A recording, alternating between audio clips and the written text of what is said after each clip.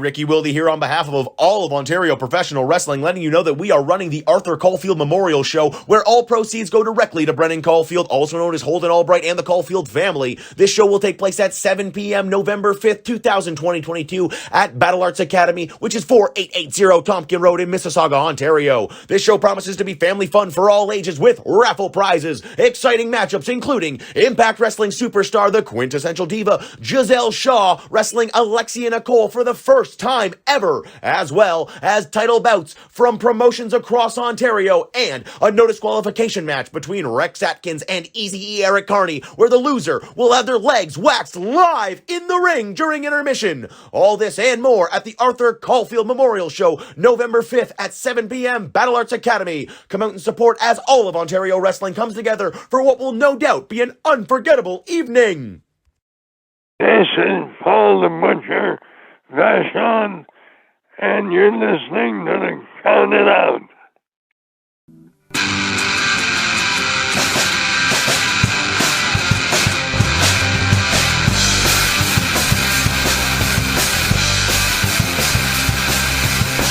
Take a walk around the world and keep your hands to yourself.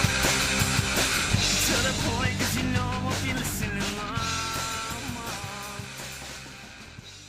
Well, we are live, pals, and welcome to an amazing edition of Count It Out with Mike and Tyler, the Bill Apter Seal of Approved Count It Out with Mike and Tyler. Always have to get that in. My name is Tyler, and I am joined, as always, by the one and only Mike. Mike, what's going on, man? Already, I know that this is going to be a great show, not only because of our special guest today, but because you called this an amazing show. You just called this an amazing show, not a very special edition of Count It Out, which is what it is every fucking time we have. So the fact that you switched it up for Dory Funk Jr. means that this is going to be a very special edition of Count It Out. Very special edition of Count It Out with Mike and Tyler. There you go. Put it on the t-shirt. Of course, we are joined today by the legendary Dory Funk Jr. We're going to be talking about his brand new book, The Last of a Great Breed, True Stories from a Career in Pro Wrestling. This is so fun. This is a bucket list for me. Anybody who has ever listened to our show knows how much that you and I will speak on your behalf for this one, absolutely love the Funk family. We love Terry. We love Dory. And this was we love his wife. And his wife, Marty, fantastic woman who was fantastic in putting this thing together. Mm-hmm. Also want to give a big thanks over to Jonah. Jonah was a great help helping us get the recording there. And of course, we have a brand new partnership with Jonah that we've started. You can catch some Counted Out content over at the Rewind, Recap, Relive podcast YouTube channel. Give him a subscribe, give us a subscribe, and go out of your way. Hit up Amazon, hit up Dory Funk Jr.'s website to check out this brand new book. It's going to be awesome. I haven't read it yet, but it's on my must-read list. I'll probably get that done before I get to read the Bischoff book. Hopefully I'll... because the Bischoff book's not quite for sale yet. It's on pre-sale. So hopefully I'll get Dory's book done right before I get to read Bischoff's book. It's going to be a lot of reading coming up. Yeah, absolutely. And if you want to check that out, it's at dory/funk.com. That's where you can get that book. I don't think I want to yammer on too much, man. I want to let the people hear the bucket list. I will say this. You call it a bucket list. You said this a few weeks ago to me, and I keep repeating it. This is the ultimate fanboy episode. I stress out every single week on the show about views, about numbers, about people, how many people are listening. We could get zero listens this week, and I'm still going to be happy because we sat down with one of the most legendary people in the history of the business. And he doesn't do a lot of shows. So we're one of very few podcasters that get to say that they interviewed the one and only Dory Funk. This is the ultimate fanboy episode for us. Yeah, and luckily this was a huge honor for us. And luckily for us, we do have Dory Funk on this week, so we will not have to worry about having nobody listening to this because everybody's going to want to check this one out. And Dory Funk. Dory Funk was the man that we've been working on this interview for a long time. several months, and he was becoming this like legend in our own minds. Going, is this ever going to happen? We're pushing it off every week. He's the new Steve Bourne, you know. But it finally happened. Here it is, gift wrapped just for you people. Even Max the dog's excited. Listen to that. Yeah, that's right. Max the Dogs is ready for it. And when Max barks, we got to roll with it. So, ladies and gentlemen, without further ado, please enjoy our interview with Dory Funk Jr. That's right, Max. Today, we have the absolute honor of being joined by one of the greatest professional wrestlers to ever step inside the ring. He is one of the most respected world champions of all time, and he has trained some of the biggest names in the history of the business. He is the author of a brand new book called The Last of a Great Breed, True Stories from a Career in Pro Wrestling. Everybody, please welcome the legendary Mr. Dory Funk Jr. Mr. Funk, thank you so much for joining us today. I want you to know what a privilege it is to join you, Tyler Wolf. And I will do my best to bring forth all the information I can about my world of professional wrestling. Well, I can't wait to hear what you have to say today, Mr. Funk. But before we talk about everything that you've done in your career, I would love to talk about your new book. Very exciting stuff. When I heard that you were writing a book, I knew I had to pick it up. Can you just kind of walk us through, how did this come to be? How did the idea happen? And just how much fun you had going back and writing this book? Well, I sincerely believe that everybody's life could make a good book. And I went to work on it, and the more I worked, the more information I found out, and the more I was able to put to paper, and I'm very proud of the book. And I'll just read you a few of the chapter titles. Jack Briscoe meets the governor of Texas. 6'9" EG, Flight of Fear. The pilot was Eddie Graham. The Bad Guy is told by Gary Hart. And I want to let everybody know this is adult entertainment. So here's a chapter called Loudmouth Bastard. and that's one of the wrestling promoters. But to find out which wrestling promoter, you're going to have to buy the book. Oh, I absolutely love the cliffhanger. And I am personally excited to read that Eddie Graham chapter because I have heard some absolutely wild stories from up in the sky in that Florida area. That sounds like a lot of fun. How about Eddie Graham Flight from Hell? Oh boy, yeah. I think he was the original Flight from Hell, right? Yes, he was. I was stuck in the airplane with him. Was it hard for you to sit back with all you've done in your career, Mr. Funk? Was it hard to pick and choose what stories to put into this book? I feel like you could write 30 books and still have enough to go more. Well, this is special information. I want you to know I've got material for not 30 books. I can't do that, but I could easily do several more books. Well, I hope that that's the case. And this is going to be available. I believe it's for pre-order on Amazon right now. Is that correct? It's on Amazon right now. And if you go to my website, the information is all there. Perfect. And the website is dory-funk.com. Perfect. Well, we'll make sure we put some links up so all of our great listeners can click ahead and try to get their copy. And I'd love to maybe. Thank you so much. Oh, of course. This has to be read. This is, you're one of the greatest to ever do it. And I would love to get into some of these great things that you did in your career, if that's okay with you. And Mike, I'd love to throw it to you to ask the first question to Mr. Funk. Oh, that's a lot of pressure. I don't even know where to start in this career. I'm not one, Mr. Funk, to start at the beginning. I like to go all over the place. So I'm going to kind of go into the early 70s. I got to ask you, You were one of the early goers to All Japan Wrestling. You were in within the first year. I got to ask you, sir, about your first experience with Giant Baba. The man was a legend. The man was very intimidating. You go over there, you meet him, you end up feuding with him. What was it like working with Giant Baba, and what was your first impression of Baba? He was a great athlete, and it started out with baseball, but the rules and regulations of baseball didn't hold him back. He was a very famous baseball player, and he went into professional wrestling, and he was fabulous as a legend in Japan and a legend over here in America too.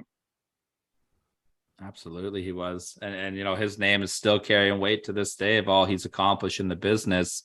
So for us, Mr. Funk, we're a couple Canadian boys from Toronto, Ontario, and every time that we have the opportunity, I always like to ask about a certain individual. I know when you were the champion and touring around the world, you got to spend some time in Calgary with Stampede Wrestling. Right. Did you have a lot of interaction with Stu Hart? Do you have any great Stu Hart stories that you could talk about with us? We just love a good Stu Hart story over here. You know, I had heard so much about Stu Hart and the basement, and to watch out for the basement, the dungeon. The dungeon, yeah. the basement, the dungeon. But I had heard so much about bad things that could happen, such as Stu Hart asking you to get on your hands and knees and then jumping from behind, things like that. So I was leery about going down to the basement. But in the end, I was never treated with so much respect from his kids. And he had 12 kids. And from Stu Hart, he was a tremendous influence on professional wrestling. Absolutely. We love Stu Hart over here. And another great Canadian that you did some work with. If you could take us maybe back to this night, Mr. Funk, February 1969, you defeated the great Gene Kiniski to become the NWA World Heavyweight Champion. Is there any way you could just kind of take us back to that night and just let us know how special it was and the feeling and the reaction from the crowd? Because that's such a historic moment in the business. Well, I began my career with so much respect for the world champions. There was Pat O'Connor, Lou Thesz. There were so many world champions that because of my father, I was able to meet them, talk to them, spend time in the dressing room with them, and watch them work in the ring. And it was a fabulous experience. Dory Funk Sr. was responsible for it being as good as it was, with introductions and comments about my work as a professional wrestler. It was a great way to come into the wrestling business. And I thank everybody involved. Yeah, and you know, that hard work paid off that night that you won the championship. It must have been such a special night for you. It was, and I would say there would be no more nights as special, but I can't do that because my whole life has been special, and I've had a fabulous time, and it's all been built around the sport, and I'm going to call it a sport we belong to of professional wrestling. Absolutely. Mike, what do you got scheming over there? A lot. I'll start though with I'll go off the fact that you're talking about that territory and that championship reign, and I have to ask about a gentleman named Harley Race. He had a hell of a reputation back in the 70s and 80s as being a tough guy and being some guy a guy you didn't want to mess with behind the stage. Did you have any? Was it all positive interactions between you and Race? Was it all I didn't mess with Harley Race behind the stage. Only in the ring.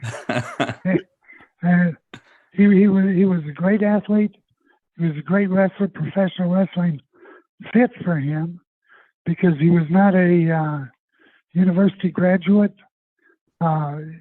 He went into professional wrestling on his own because he was a tough SOB. Absolutely. And you were in there with a couple tough SOBs. Now, Mr. Funk, you are widely known in the history of this business as being one of the greatest technical wrestlers of all time and one of the greatest wrestlers of all time. But when you needed to get down and dirty, you could roll up the sleeves and you could get rough and tough with the best of them. And a couple of those guys, yourself and your brother, the legendary Terry Funk, teaming up to fight. My brother. Your brother, Terry, legendary family. He fits the description. He fits the description. Does he ever? And who better to roll up the sleeves and get in the trenches with when you're facing a guy like Stan Hansen and Bruiser Brody? Can you talk a little bit about working with Stan and Bruiser in Japan? Because you and Terry had some incredible matches with them. Well, Stan Hansen and Bruiser Brody were, I don't know how else to say this, they were made for Japan and the style of wrestling that you run into in Japan. In Japan, professional wrestling, even though this doesn't sound right, but it's true, professional wrestling in Japan is extremely competitive. And those two guys met and lived up to expectations in the ring. And that's why they did so well in Japan. Absolutely. A friend of our show is the great Bill Apter, and he's talked about in his book. Bill Apter's terrific. Yeah, we love Bill. We've had Bill. him on our show. Yeah, we've had him on our show a couple times, and I loved reading his book. And he said he just had the greatest time in Japan with you and your brother. So I just love seeing all the great stories come out of your time in Japan there. He was special. Bill Apter was special. I have a two-part question here, sir. We're going to kind of go ahead to the 80s. My question is, because you, going off what Tyler said, you and your brother Terry had a reputation of being a very, very tough tag team. You wrestled the toughest style against the toughest people all around the world, from Japan to all over the United States.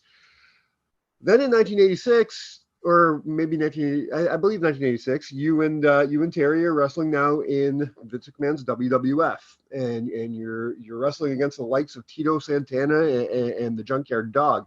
Now, I don't want to take anything away from those kind of people, but my question to you is, now wrestling the WWF style against people like that, did you find it difficult at all for you and Terry to change your style of wrestling to fit into the WWF? I am full of respect for everybody who has success in professional wrestling. And there was nobody had more success than the WWF and the people that ran the company. They were great for professional wrestling, and they were great for the individuals that worked for them. They did a terrific job, and I had the privilege of spending some time in the WWF with the people that you're talking about. That's good. You got to work with your brother, and you guys got to work with Hulk Hogan around that time. How fun was it being in the ring with the Hulkster, especially with how into it the crowd was at that time? That must have been a lot of fun being in there with him during that time period.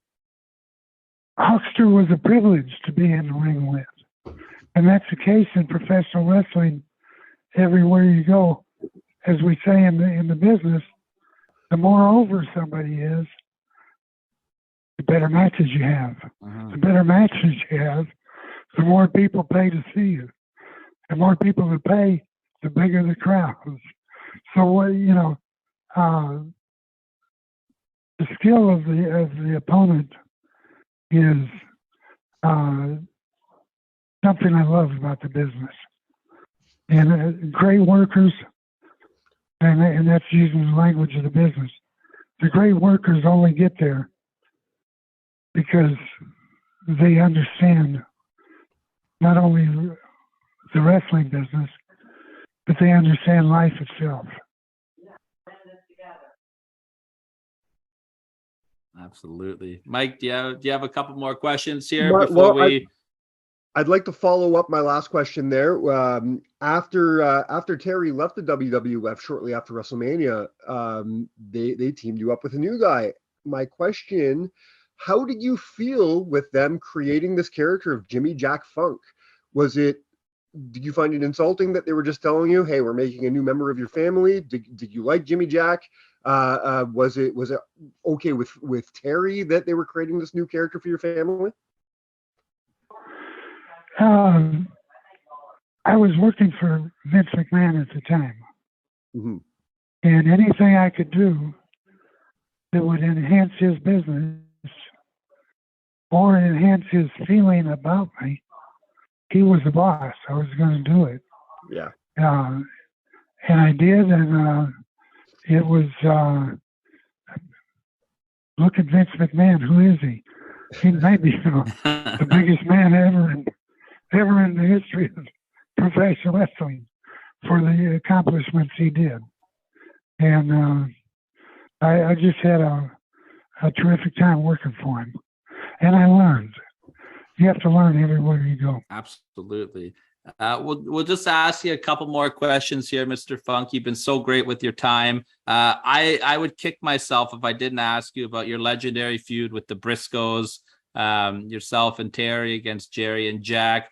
What was it that was just so special when you guys got in the ring? You drew money everywhere. You set the territories on fire, and you had incredible matches. What was it about those guys that just brought the best? You all brought the best out of each other. Somebody asked me to write a list of who I thought were the best professional wrestlers, and I put in Pat O'Connor, Luthez, and Jack Briscoe, Jack Briscoe, Jack Briscoe, Jack Briscoe. I just wrote it out that way because Jack was a terrific box office attraction in professional wrestling. I had more matches with Jack Briscoe than any opponent, and it goes up somewhere near the 200 matches department. He was a fabulous guy to work with, great matches, and I just thought the world of him. And his brother, Jerry Briscoe, too. He'll get mad at me. They say so much good about Jack. So Jerry Briscoe, too. He was great for him. That's amazing. I have a list in front of me. You just mentioned making a list, and I have a pretty impressive list here. And it's the number and the names of the people that you've had a hand in helping train. And when I'm looking at this list, I've got Edge and Christian and the Hardy Boys and Mickey James and some guy named Kurt Angle. Some guy named Kurt Angle.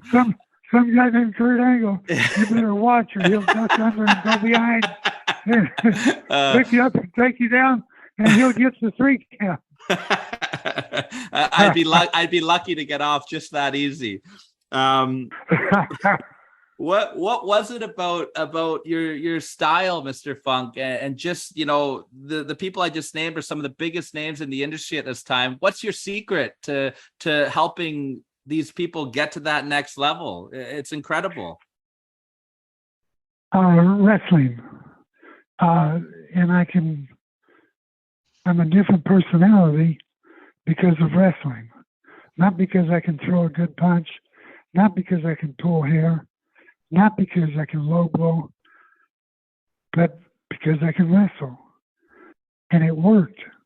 And it worked for me. And I just know that our business, but you can't just wrestle and not entertain the people at the same time. It's got to be both. The fans got to be entertained. They got to like watching you, and they got to. The most important thing is they got to pay to see you. That's the measure of the great worker. Absolutely. As we wind down our time here, Mike, did you have, we'll ask one more question each here to Mr. Funk, and we'll let him get on with his day here. He's been so gracious with his time. My last thing is, I have less of a question and more of a statement. I just want to tell you, Mr. Funk, whenever I hear people talking about how, Ric Flair was a 16-time champion and John Cena is a 16-time champion and Why do they have the championship on Roman Reigns for 700 days right now? My answer is always the same to people. My answer is always, you don't need 16-time champion. You don't need to have the belt 16 times to be a great champion.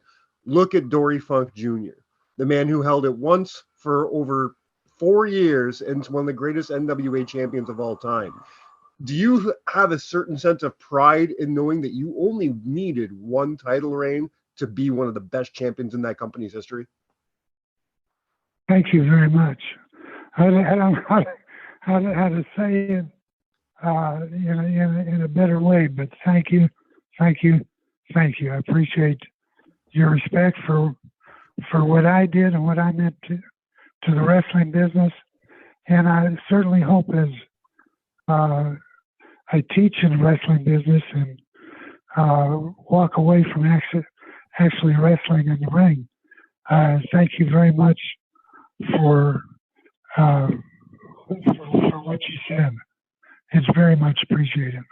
Well, we appreciate you, sir. Absolutely. And Mr. Funk, I always like to ask the last question, try to leave things on the most positive note of all time. Okay. When you take a look back at your career, is there a moment that just makes you smile? Maybe it's a personal moment just for yourself. Maybe it's just an accomplishment that you've done, but just something that you're just very proud of, that you just look back and you smile and it makes you happy. Really, I'm happy over the matches I had with Jack Briscoe. And in Japan, Mr. Baba, Mr. Inoki. I've got a situation in Japan where my last match was in November 2018. And that was with Osamu Nishimura. Mm-hmm. And I've been privileged to meet wrestlers in Japan that understand wrestling and know how to wrestle, and I've had some great matches with them. And I'm extremely proud of my work in Japan. As you should be. Absolutely. Osamu Nishimura, Giant Baba, Antonio Inoki, Daiji Sakaguchi, Jumbo Tsuruta.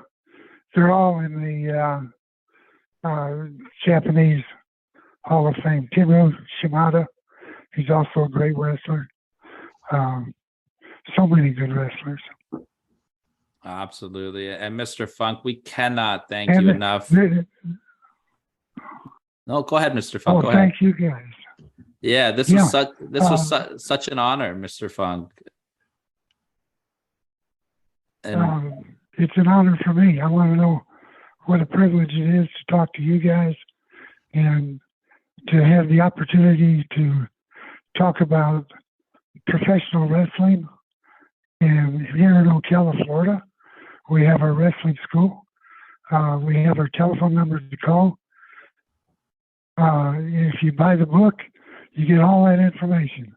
Buy the book, buy the book. Absolutely. The Last of a Great Breed. It's available on the website, on Dory Funk's website. It's available on Amazon. And if you're looking to break into the business, you'd be a fool not to look up Mr. Funk's school. Thank you so much for joining us today, Mr. Funk. This was such an honor. Thank you guys very much. It's an honor for me too.